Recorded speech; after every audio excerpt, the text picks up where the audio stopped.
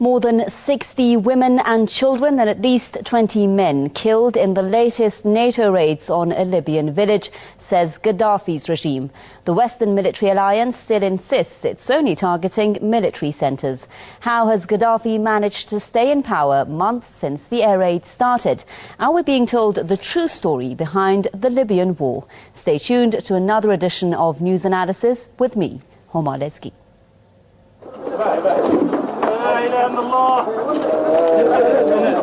Residential buildings reduced to rubble by a NATO airstrike in the Libyan city of Zoltan, 150 kilometers east of the capital, Tripoli.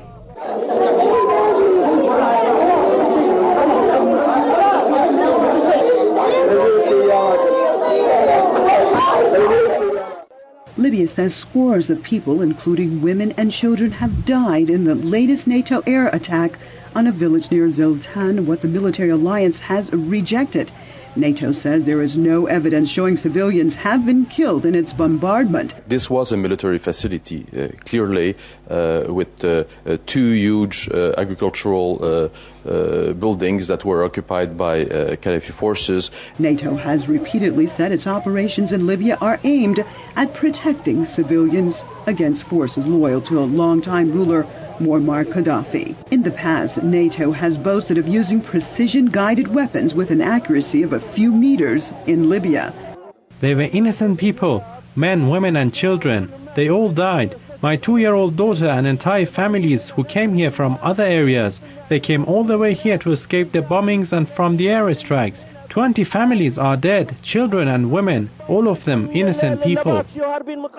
Libyan state television has frequently aired footage of civilians killed or injured in NATO attacks since the war began. NATO airstrikes have not spared the revolutionaries fighting the Gaddafi forces either. Many of them have so far lost their lives in NATO attacks.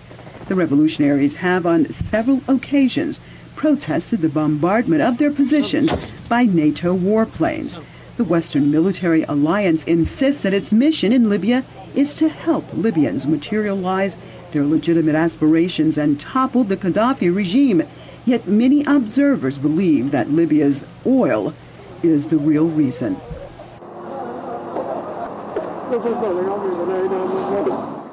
Well, let's get more now from Dr. Webster Tarpley, author and historian in Washington, Mr. Maher Salloum, human rights activist in Beirut, and John Rees with the Stop the War Coalition in London. Welcome to News Analysis, and I'll start with Mr. Rees in London. What's causing the growing number of civilian casualties, Mr. Rees? 85 killed in one NATO attack today in one incident. Isn't there precision targeting? Isn't there, according to NATO, guided targets towards, of course, military centres?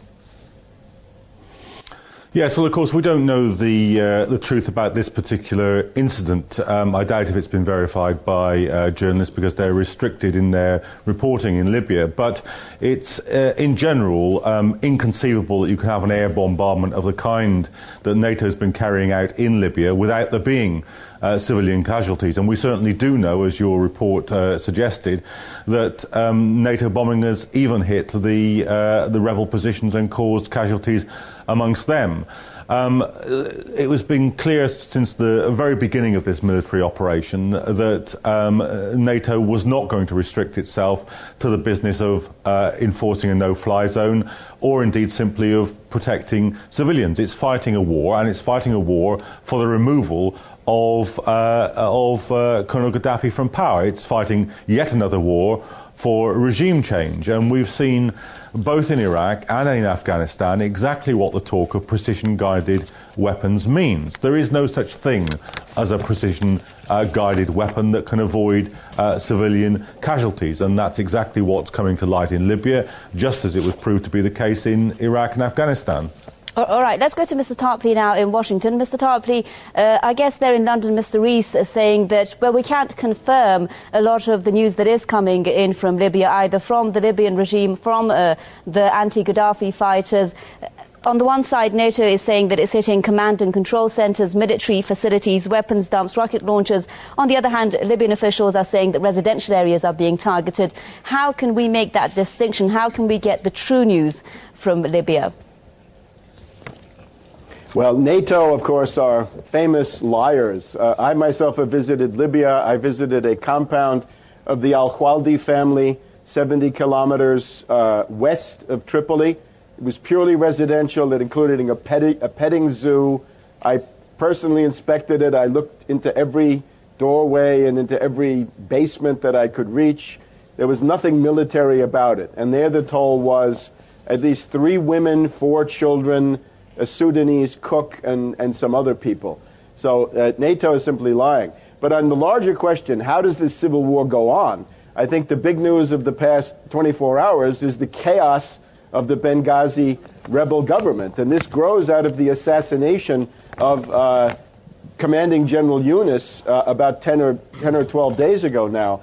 You have to imagine a country where the vice president, and in that case that would be Essawi, had joined with the defense minister, Dugeli, and they had joined with a disgruntled general, Khalifa Hifter, he happened to be a CIA agent who had lived in Northern Virginia for 20 years.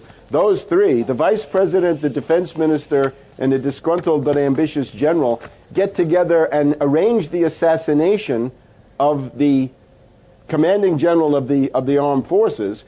And the agency that carries out the assassination is the Libyan Islamic Fighting Group, meaning Al-Qaeda, because I take it that's exactly who the February 18th Martyrs Brigade is. That's called democracy.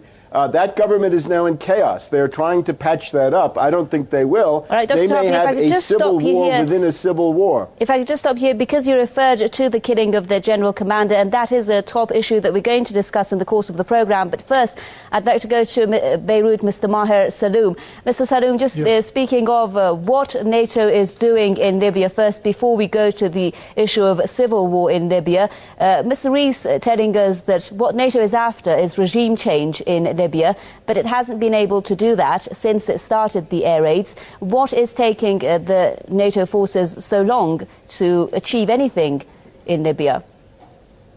Well, let me be a military analyst first. If you recognize with my colleagues now in Washington or London, the past airstrikes by the NATO have been decreasing a bit. So lately, just like today, and the casualties we've witnessed today on your press TV, as I've seen, so many casualties between women and children, and this is not tolerated by us as human rights activists, whether we are in Lebanon or in Europe or in the States. Now, vis-a-vis the whole plan by the West or the conspiracy today, as I have analyzed so far, the whole situation is to cut down, the forces by the rebels, the TNC or the Transitional National Council, and never, dismiss the whole idea of assassination. I do agree with my colleague Webster from Washington, D.C. The whole situation by assassinating such a general, and he was the Minister of the Interior of the regime itself, Gaddafi forces back then. Now they're trying to balance between both forces, between the East and the West. And the whole plan, to me, as I analyze it, is to have 2 independent states within one state, which is Libya.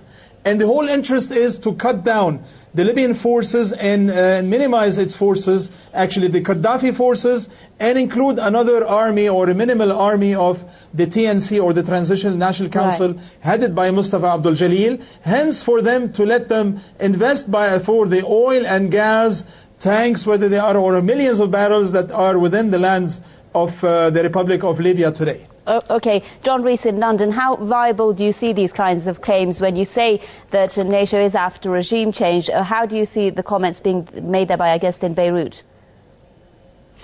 Well, I think it's undoubtedly true that the oil resources, the natural resources of Libya are an important issue for the Western powers, although it has to be said that they'd struck deals with the Gaddafi regime itself over these issues. So I don't see that as the only important issue at stake for NATO. Actually, I think even more important than the oil resources was the desire to intervene in the process of the Arab revolutions and to try and get some control over their spread.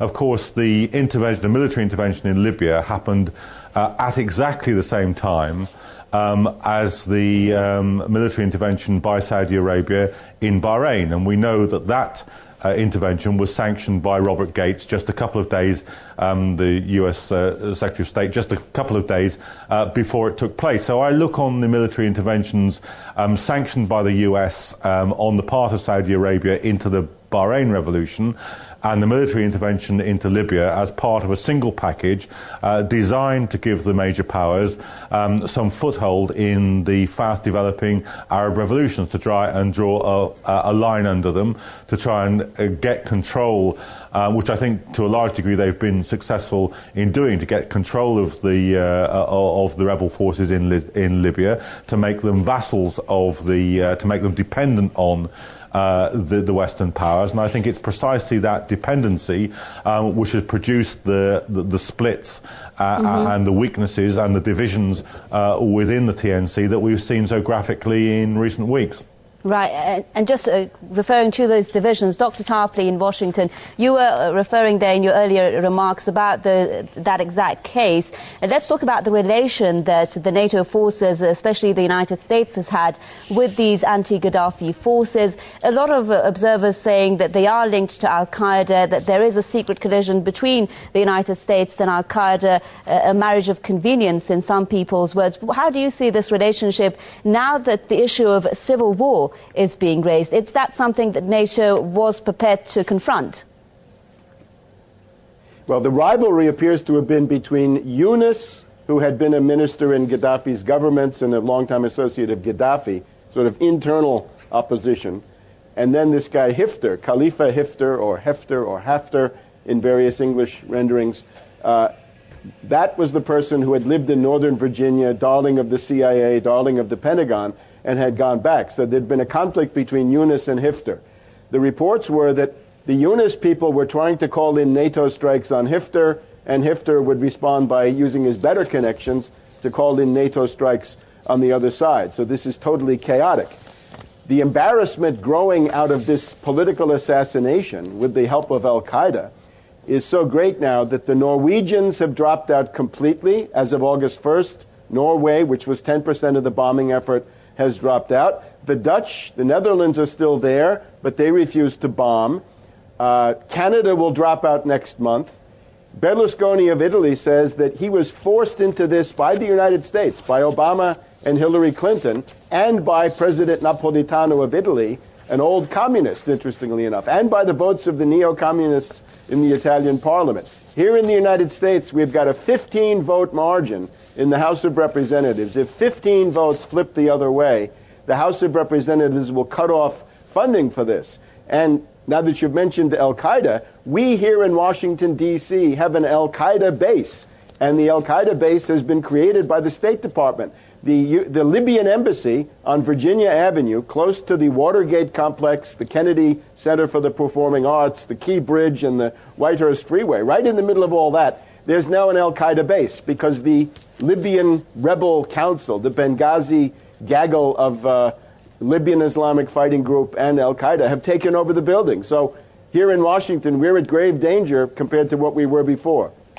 Mr. Maher Salloum, is there a covert relationship between the United States and Al-Qaeda in Libya? What's your take on that?